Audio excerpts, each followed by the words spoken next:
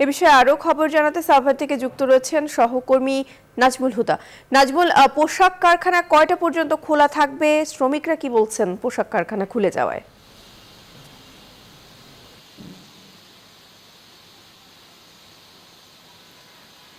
প্রিয়াঙ্কা, আপনাকে ধন্যবাদ। আপনি যেমনটি বলছেন, ঠিক সকাল 8টা থেকে কিন্তু একযোগে পোশাক কারখানার শ্রমিকরা কাজ করছে এবং 5টা পর্যন্ত করার কথা।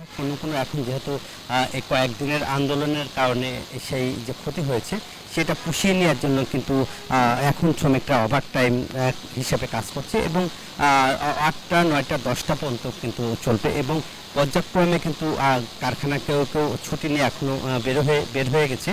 এবং এক কথা আমরা বলতে পারি যে পোশাক কারখানা যেহেতু এখন এমনই ফুরফুরে মনে থাকবে সবাই। বসুন্ধরা টয়লেট্রিজ, ফুরফুরে মন সারাক্ষণ। বাংলাদেশ সেনাবাহিনী কিন্তু এখন পুরা নিরাপত্তার জোরদার করা হয়েছে এবং প্রত্যেকটা পয়েন্টে ঢাকা আরিচা মহাসড়ক এবং নবীনগর চন্দ্রা মহাসড়ক, ঢাকা টাঙ্গাইল মহাসড়ক, এই সড়কগুলিতে যেসব পোশাক কারখানা ছিল সবগুলো পোশাক কারখানায় কিন্তু টহল বাড়িয়েছে সেনাবাহিনী।